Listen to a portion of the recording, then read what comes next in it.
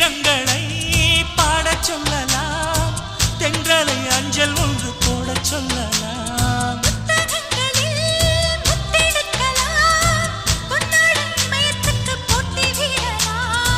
பூமிக்கு பொட்டு வைத்து பார்க்கலாம் பார்க்கலாம், பூவுக்கும் ஆடை தைத்து போடலாமா?